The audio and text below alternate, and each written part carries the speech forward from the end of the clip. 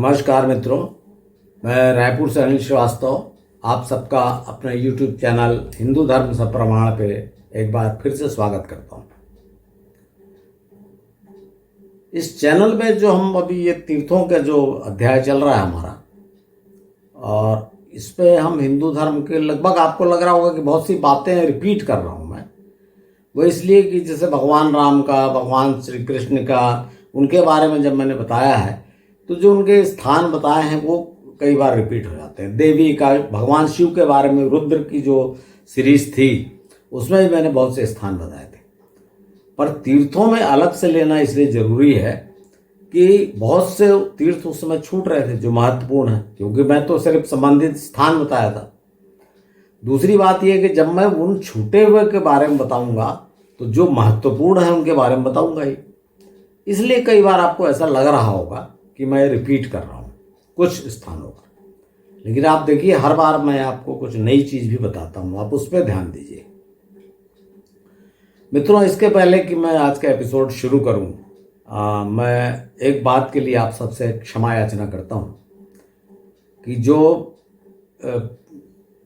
ये पंचप्रयाग वाला मेरा जो एपिसोड था उससे मैंने एक गलती कर दी थी कि रुद्रप्रयाग में मैंने भागीरथी और मंदाकिनी का संगम बता दिया। और बोलते समय चूंकि मैं, आप देख रहे हैं कि मैं बिना देखे या बिना कोई नोट बनाए बोलता हूँ, तो उसमें एक आध दो गलती ऐसी होना स्वाभाविक है। और जागरूक मित्र जो मेरे हैं ध्यान दिला देते हैं तो बड़ी अच्छी बात है, और मैं उसको मानने में, स्वीकार करने में मुझे कोई संकोच भी नहीं है। तो मेरे मित्र श्री सोनकर साहब ने बताया कि भाई आपने ये गलती कर दी, रुद्रप्रयाग में तो अलकनंदा और मंदाकिनी का संगम है, और मैंने बता दिया था कि भागीरथी और मंदाकिनी का संगम है। देखिए, मैं फिर से आपको एक बात बता देता हूँ कि गलती की संभावना होने के पहले एक बात आपको ध्यान दिला दूँ कि जो पंच प्रयाग हैं, जिनको पंच प्रयाग कहा गया है, वो भगवान विष्णु के स्थान अर्थात जिसे वैकुंठ लोक कहा गया, यानी कि आज का बद्रीनाथ से लेकर धरती अर्थात हरिद्वार के बीच में जो पांच प्रयाग हैं उन्हें पंच प्रयाग का महत्व प्राप्त है। और ये सब पांचों प्रयाग जो हैं ये अलकनंदा के प्रयाग हैं, और यही मेरे से गलती हो गई थी, मैंने भागीरथी बोल दिया, अलकनंदा नहीं बोला। ये अलकनंदा के प्रयाग है। यहाँ तक कि पांचवा प्रयाग जो देव प्रयाग है वह भी भागीरथी और अलकनंदा का प्रयाग है। मतलब यह कि पांचों प्रयागों में अलकनंदा तो है ही। तो मैं फिर से अब इस त्रुटि को सुधार करता हूं और आप सबसे अपनी इस भूल के लिए क्षमा याचना करता हूं। मित्रों, आज के एपिसोड शुरू करने के पहले मैं आपसे एक बात और बता दूं कि पिछले एपिसोड में मैंने आपसे कहा था कि अब मैं आपको, जब पिछला एपिसोड मैंने आपको नेपाल का बताया और मैं आपको दूसरे बताऊंगा पाकिस्तान के, ऐसा मैंने आपसे वादा किया था। लेकिन क्या होता है कि जैसा मैंने आपको बताया कि देखिए पूरे हिमालय क्षेत्र में हमारे हिंदू देवी देवताओं का वास था, लेकिन विशेषकर उत्तराखंड की जो भूमि है वहाँ तो कदम कदम पर है। तो जब मैंने सोचा कि अब उत्तराखंड का एपिसोड समाप्त हो गया, अब दूसरे राज्यों की ओर चलते हैं, तब फिर कुछ महत्वपूर्ण तीर्थ याद आ गए, अरे ये तो बचे ही हैं। तो मैंने सोचा कि देखिए मैं यहाँ पर एक बात और आपको याद दिला दूँ, ध्यान दिला दूँ कि देखिए तीर्थ तो अनेक हैं, नए भी बहुत से बने हैं। नए अर्थात पिछले 500-700 साल में भी बने हैं बहुत से, और मैं किसी का महत्व कम नहीं आंक रहा हूँ। लेकिन मैं यहाँ चूंकि इतिहास की बात कर रहा हूँ, तीर्थ मतलब मैं धार्मिक दृष्टि से नहीं बोल रहा हूँ, मैं इतिहास की बात कर रहा हूँ, इसलिए मैं प्राचीनतम उन जगहों के बारे में बताना चाहता हूँ जिनका संबंध भगवान विष्णु से, भगवान रुद्र से, इन सब से है। तो इसमें कुछ स्थान, अब जैसे उत्तराखंड में आप देखेंगे ना तो कदम कदम पे ऐसे स्थान हैं, सैकड़ों हैं। मैंने तो आपको कुछ ही बताया। फिर भी मैं आज के एपिसोड में आपको कुछ अन्य महत्वपूर्ण स्थान बताऊंगा जिन्हें आप जब जाते हैं, जब जैसे आप ऋषिकेश गए या आगे बद्रीनाथ मार्ग पे गए, तो आप उन्हें मिस मत करिए, उन्हें भी देखते चलिए। इस दृष्टि से मैं आपको बताऊंगा। तो आइए मित्रों, आज के एपिसोड में हम देखते हैं कि उत्तराखंड के और वो कौन से महत्वपूर्ण स्थान हैं जिन्हें भगवान रुद्र से या देवी से संबंधित माना जा सकता है।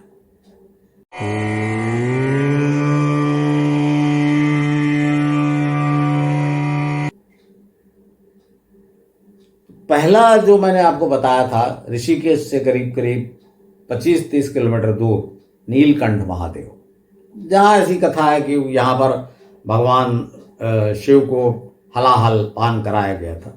और मैंने बताया था कि ऐसा नहीं है, ये तो बहुत दूर है समुद्र मंथन से। तो किंतु ये जो है स्थान है, इसको माना जा सकता है कि ये एक रुद्र का निवास स्थान था, क्योंकि यहीं आसपास देवियाँ भी हैं बहुत सी, ये आपको मैंने बताया था। तो देखिए, आप जब आप ये सीधे सीधे मैंने आपको नीलकंठ महादेव का रास्ता बता दिया था, लेकिन इसमें थोड़ा सा बीच बीच में जो रास्ता कटता है, उसमें एक रास्ता जाता है बाल कुंवारी माता। अब ये देखिए, बात यहाँ आ गई ना, फिर वो देवी का स्थान आ गया। भगवान रुद्र हैं तो देवी भी होंगे, ये बात बताया कि देवी हैं तो रुद्र होंगे, शिवलिंग होगा। और अगर शिवलिंग है, रुद्र हैं, तो कोई देवी का स्थान होगा पास में। तो ये बाल कुंवारी माता है। लेकिन एक दूसरा रास्ता, इसी मार्ग पर एक दूसरा रास्ता है, जहाँ से एक रास्ता जाता है यमकेश्वर महादेव, और ये बहुत महत्वपूर्ण है। ये मेरे से चूक गया था मैं इसको बताने में। यमकेश्वर महादेव में माना जाता है कि यहाँ यमराज और रुद्र की, जो उस समय जो भी रुद्र हैं हो, उनका युद्ध हुआ था और इसमें यमराज पराजित हुए थे। अब देखिए, आपके जो दिमागों में ये बात बैठ गई ना, पहले भी मैंने आपको बताया था यमराज के बारे में, आपको जैसे आपको यम यमी वाली बात बताई थी ऋग्वेद से लेके। तो ये सब तो इस धरती की बातें हैं। और नचिकेता वाली बात बताई थी, जब यमराज से शिक्षा प्राप्त की थी नचिकेता ने, उनके पीछे पीछे गया था, नहीं माना था। तो जो हमारे दिमाग में बात बैठी हुई कि यमराज अर्थात प्राण हरण करके ले जाने वाला, तो वो ऐसा नहीं है। हाँ, ये हो सकता है कि जब वो, अच्छा, जो हमारे शास्त्रों में बताया गया है कि वे यमराज जो हैं, यम, वह विवस्वान के पुत्र थे, सूर्य के, अर्थात अदिति के पुत्र थे। अदिति की माता अदिति के नाती थे, सूर्य के पुत्र हुए ना, विवस्वान के, तो माता अदिति के पोते हुए। तो ये सब उन लोगों की कहानियां हैं जो हमारे इतिहास से जुड़े हुए हैं। सिर्फ ये बताना चाह रहा हूँ, क्योंकि यमराज के नाम पर आपके दिमाग में एक कल्पना हो जाएगी। तो आप ये समझिए कि इस स्थान पे यमराज का, और अच्छा, युद्ध क्यों होते थे? शक्ति के लिए, स्थान के लिए। देखिए मित्रों, आप, कई लोगों को बुरा लग सकता है, पर जब आप इतिहास कहीं कोई भी इतिहास देख लीजिए, इतिहास अर्थात शासकों का इतिहास होता है, सत्ताधीशों का इतिहास। ये कोई गरीब आम लोगों का इतिहास नहीं होता।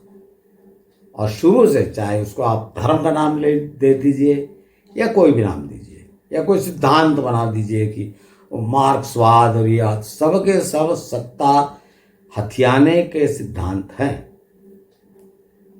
और ये युद्ध भी इसलिए होते, और ऐसा नहीं कि यमराज और भगवान रुद्र का युद्ध हुआ है कोई पहली बार है। आपको कितना ही बता चुका हूँ मैं, भगवान विष्णु, भगवान शिव, इनमें युद्ध हुआ। भगवान विष्णु जब जालंधर से युद्ध किए और हार गए, तो भगवान शिव वहाँ मदद के लिए पहुँचे। और आगे मैं आपको बताऊंगा, जब नॉर्थ ईस्ट के बारे में बताऊंगा, और बता चुका हूँ वैसे तो मैं, पर एक बात और बताऊंगा कि वहाँ भी भगवान श्री कृष्ण की, वहाँ भगवान रुद्र से यानी भगवान शिव से युद्ध हुआ, और ये श्रीमद् भागवत में वर्णित है। तो ये सब कब हो सकता है? ये सब तभी हो सकता है जब ये सब के सब जीवधारी हों। तो इसीलिए मैं इनको अपना भारत का, हिंदुओं का इतिहास कहता हूँ और ये खोजने का प्रयास करता हूँ। तो यमकेश्वर महादेव वो स्थान माना जाता है, यमकेश्वर, जहाँ महादेव का और यम का युद्ध हुआ था और यम हार गए थे और उन्होंने भगवान शिव की यहाँ पूजा अर्चना की, इसलिए यमकेश्वर महादेव। पास में ही एक दूसरा है थोड़ी दूर पे, भूतनाथ, यहाँ भी शिवलिंग है। भूतनाथ आपको पता है, जो भगवान शिव के जो गण थे वे सबके सब भस्म भस्म लपेटे और ऐसे ही खाल वाल लपेटे रहते थे। तो उनको आर्यों ने भूत, आर्यों के बारे में मालूम है ना आपको, अपने आप को बड़े सुसंस्कृत समझते थे। वो किसी को भूत कह दिया, किसी को कुछ कह दिया, किसी को वानर कह दिया, किसी को रीछ कह दिया, किसी को राक्षस कह दिया। तो वो आर्य इनको भूत कहते थे, इसलिए इनके जो स्वामी थे उनको भूतनाथ के नाम से भी पुकारा गया है। तो मित्रों, ये तो मैंने आपको बताया। इसके अलावा भगवान शिव से संबंधित एक अन्य स्थान है, वो मैं बता चुका हूँ जब मैं शिव वाली परंपरा में भगवान शंकर के बारे में बता रहा था।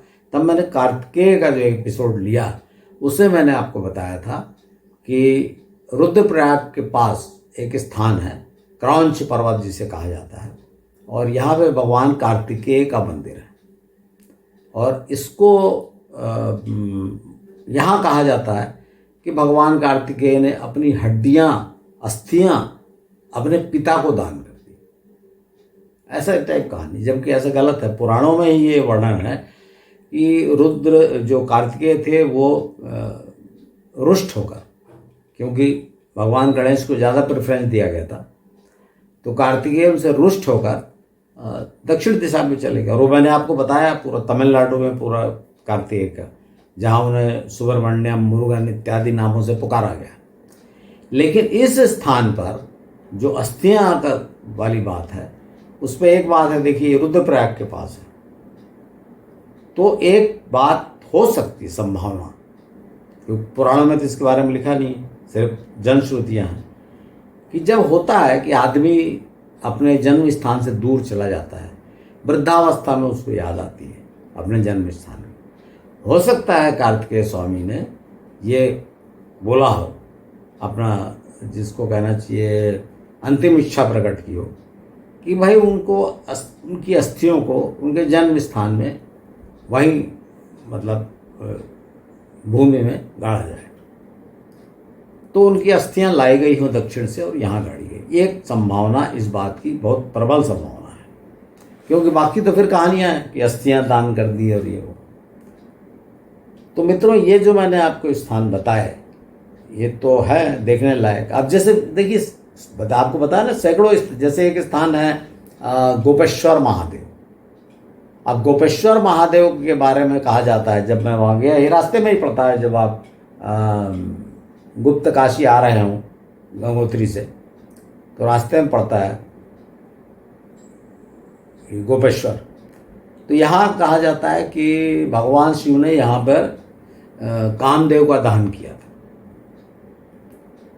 लेकिन इसमें कन्फ्यूज़न हो जाएगा, क्योंकि वाल्मीकि रामायण में आपको बता चुका हूँ, श्री राम वाले प्रसंग में, और फिर से बताऊँगा वो स्थान को, कि वाल्मीकि रामायण में जब विश्वामित्र जी लेकर जाते हैं राम लक्ष्मण को, और राम पूछते हैं कि कौन सा स्थान है, तब वो बताते हैं कि ये वो क्षेत्र है जहाँ भगवान शिव ने कामदेव का दहन किया था। तो ये थोड़ा सा कन्फ्यूजिंग है। अब इसके बारे में कुछ सत्य कहा नहीं जा सकता, क्योंकि देखिए मैं आपको कई बार बता चुका हूँ कि ये जो स्थल हैं ये बहुत महत्व के हैं। हाँ, जो संबंधित कथाएं हैं वो कथाएं क्या है, चूँकि लोगों को नहीं मालूम, तो जो प्रचलित कथा है उसको जोड़ लिया गया। तो गोपेश्वर महादेव भी निश्चित रूप से यहाँ कुछ ना कुछ रुद्र की संबंधित बात होगी, या रहे होंगे या आए होंगे, तो उनको जोड़ दिया है कामदेव दहन से। इसी प्रकार से एक स्थान है, जब यमुनोत्री जाते हैं तो बड़कोट करके एक जगह पड़ती है, उसके पास में, वहाँ भी जैसे अब जाकर देखिए, अच्छा देखने लायक स्थान, बड़ा अच्छा, हालांकि बहुत प्राचीन, ये पांडवों के समय का है, लाखा मंडल इसे कहा गया है। और यहाँ बड़ा अद्भुत स्फटिक का शिवलिंग है, जिसमें आप अपनी फ़ोटो, अगर आप कैमरे से फ़ोटो खींचना है तो आपका कैमरे से फ़ोटो खींचना भी आ जाएगा शिव। इतना चमकदार शिवलिंग है आज भी।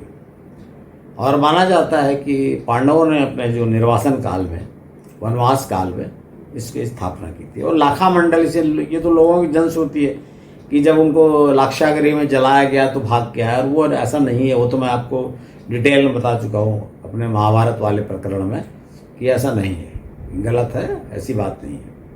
लेकिन हाँ, यहाँ पर आए थे वे और रहे थे, और जब रहे थे, और वो देखिए उस समय ऐसा हम लोग जैसा आज जाते हैं ना, कहीं गए, एक नाइट रुके, देखा और आगे चले गए, वैसा तो था नहीं। पैदल पैदल जाना था, कहीं जाते थे, टिकते थे तो वहाँ पर महीनों रहते थे। तो वहाँ मंदिर बना लिया, पूजा पाठ की। तो ये भी स्थान है, बड़ा सुंदर स्थान है। इसको मैं गया हूँ, 2 बार गया, और बड़ा अच्छा लगता है। खुदाई करके पूरा के पूरा ये मंदिर और ये सब निकाला गया वहाँ। तो मित्रों, अब ये स्थान सब बताने के बाद मैं अब आपको अंत में एक देवी का, 2 स्थान देवी के बताना चाहता हूँ जो बड़े महत्वपूर्ण हैं और जिन्हें शक्तिपीठ माना गया है। एक है सुरगंडा देवी, और ये है, आपको समझ लीजिए देहरादून से रास्ता बच जाता है, बड़ा अच्छा स्थान है। और इन्हें माना जाता है शक्तिपीठ, और काफ़ी लोग यहाँ दर्शन करने जाते हैं। देहरादून से मसूरी मार्ग से ये रास्ता कटता है। एक सुरगंडा देवी। दूसरा तीर्थ जो है वो अधिक महत्वपूर्ण है, बल्कि अति महत्वपूर्ण है, और वह है काली मठ। जब आप रुद्रप्रयाग से गुप्त काशी की ओर जाते हैं तो एक बीच में रास्ता कटता है, उसमें लिखा हुआ है काली मठ। वहाँ से 8-10 किलोमीटर काली मठ पड़ता है। तो जब आप काली मठ जाएंगे तो वहाँ पर एक छोटी सी नदी के किनारे बस्ती बसी हुई है, और उस नदी को जब पूछा कौन सी नदी है तो उन्होंने कह दिया कि भाई ये सरस्वती नदी है। तो देखिए फिर वो कन्फ्यूजिंग वाली बात आ गई। जब सरस्वती हमने बता दिया पहले ही, वो तो केशव प्रयाग में अलकनंदा से मिल जाती है, पर अब ये नहीं आओ, उसको ये लोग सरस्वती नदी कहते हैं वहाँ। तो जब मेरी वहाँ, यहाँ भी मैं 2 बार जा चुका हूँ काली मठ में। तो इसका महत्व इस बात पर है कि जब आप जाएंगे तो वहाँ कोई मूर्ति नहीं है, खाली पिंडी के रूप में दर्शन होते हैं, ढका हुआ है स्थान। तो ऐसा कहना है, मानना है लोगों का कि काली जी यहाँ प्रकट हुई थी, और उसके बाद उन्होंने वो जो रक्त बीज का, चंड मुंड का संहार किया था। यहाँ पर मैं आपको एक बात बताना चाहता हूँ, काली जी प्रकट हुई थी कि ज़्यादा फिर इस बात की संभावना है कि इस गांव में काली का जन्म हुआ था। और काली कौन है ये मैं आपको देवी वाले प्रसंग में बता चुका हूँ, अगर आपको डिटेल जानना है, क्योंकि मैं स्थान दिखा रहा हूँ तो फिर से उन्हीं बातों का वर्णन नहीं करूँगा। कि जो काल भैरव हैं उनकी पत्नी का नाम काली, ये बात मैं आप बता चुका हूँ। देखिए आप पढ़ेंगे ना, जब आप कन्फ्यूज हो जाएंगे, कहीं काली लिखा कहीं महाकाली लिखा। तो ये बात मैं आपको भारत का ये परंपरा बता चुका हूँ कि इंद्र की पत्नी को इंद्राणी, ब्रह्मा की पत्नी को ब्रह्माणी ये कहा गया, रुद्र की पत्नी को रुद्राणी, भाव की पत्नी को भवानी ये कहा गया। इसी प्रकार महाकाल की पत्नी महाकाली और काल भैरव की पत्नी काली। तो यहाँ जो बालिका ने जिसने जन्म लिया होगा उसका काल भैरव से विवाह हुआ, ऐसा मैं अंदाजा लगा रहा हूँ। कहीं आपको मिलेगा नहीं लिखा हुआ, लेकिन जो मैंने आपको नियम बताया उसके तहत ही संभावना है। और ये काली जो थी उन्होंने आगे चल के आपको वो बताइए किस्सा रक्त बीज की नरसंहार। हाँ, यहाँ पे एक बड़ी इंटरेस्टिंग बात और है कि जो आप कहानी पढ़ते हैं, देखिए कहानी को धरती बता दिया गया, तो अब इस बात की बड़ी ज़्यादा नहीं कहा जा सकता कि सत्य क्या है, लेकिन चूंकि बहुत महत्वपूर्ण स्थान है और वर्णन है पुराणों में, इसलिए मैं आपको बता रहा हूँ कि जब इस काली से थोड़ा आगे जाएंगे तो आपको एक रुक्ष रुद्र स्थान पड़ेगा, या रुक्ष रुद्र या रुक्ष शिव ऐसा स्थान पड़ता है। एक शिला है और एक थोड़ी सी ऊंची शिला, बड़ा अद्भुत शिवलिंग है, इस टाइप के शिवलिंग रहते हैं, इसको शिवलिंग माना गया है और इसकी पूजा करते हैं और बड़ी शिला है।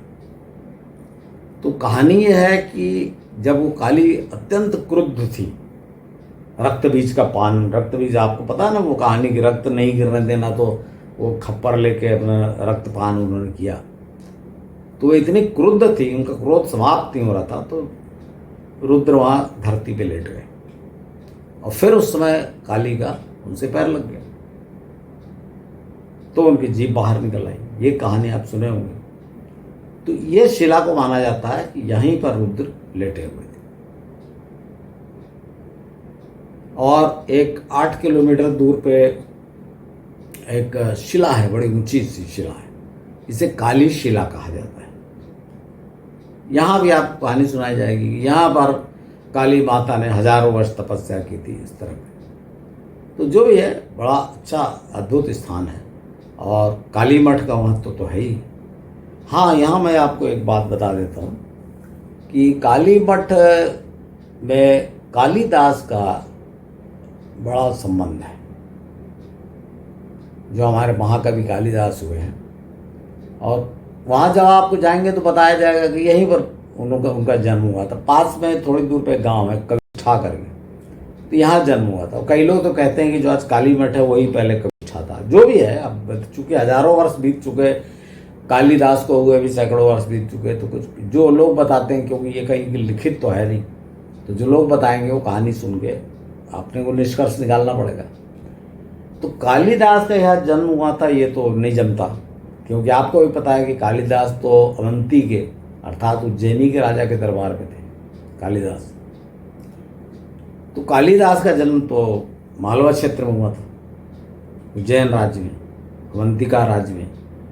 हाँ, कालिदास अपने वृद्धावस्था में यहाँ अवश्य चले गए होंगे और वहाँ इन्होंने काली मठ में जाकर यहाँ उन्होंने और कालिदास जो काली के भक्त थे ही, तो वहाँ इन्होंने बड़ी घनघोर यहाँ पे साधना की थी। और इसका जो पास का एक गांव है कविष्ठा, वहाँ के लोग मानते हैं कि यहाँ कालिदास थे और यही इनकी समाधि है कालिदास की।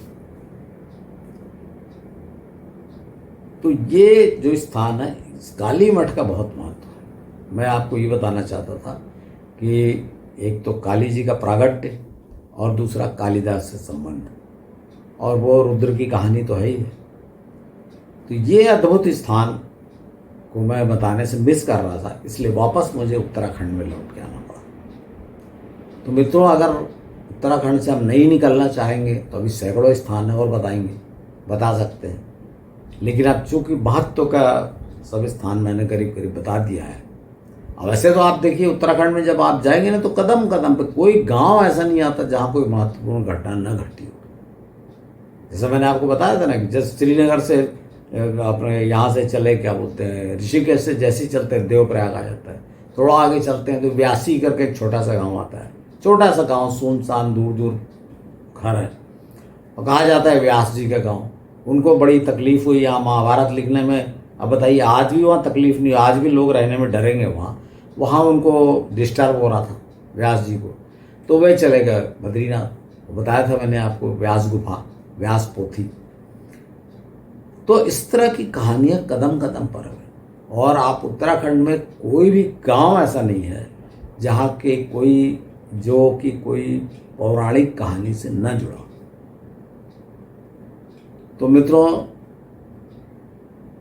आज मैं उत्तराखंड की बात यहाँ पे समाप्त करता हूँ। हालांकि एक एपिसोड में और लूँगा, क्योंकि मैं ये भगवान रुद्र का और देवी के बारे में तो बता चुका, लेकिन एक एपिसोड में इस बात के लिए लूँगा कि जो आधुनिक समय में, आधुनिक मतलब अभी आज का नहीं, आधुनिक मतलब अभी भी होगा 200-400 साल के समय में, जो बड़े महत्वपूर्ण जो हमारे संत हुए हैं, कई योगी जिनकी बड़ी प्रसिद्धि है आज उनके नहीं रहने के पश्चात भी, और आप इनको उन साधुओं से, ढकोसले वाले बाबाओं से आप मत तुलना करिए। और ना मैं आपको बता रहा हूँ कि आप वहाँ जाके आप भी उस चीज़ को मानिए, लेकिन उनके जो अद्भुत किस्से हैं, चमत्कार हैं, और जो विदेशी भी उनको मानते हैं, उसके बारे में आपको अगला एपिसोड में उसको बताऊँगा, और फिर मैं आपको पाकिस्तान ले चलूँगा। तो आशा है मित्रों, आज का एपिसोड आपको पसंद आया होगा, और मेरा अनुरोध है इसे आप मित्रों परिचितों में अवश्य शेयर करें, और जब उत्तराखंड घूमने जाएं तो इन स्थानों को भी जहाँ तक संभव हो देखने का प्रयत्न करें। धन्यवाद।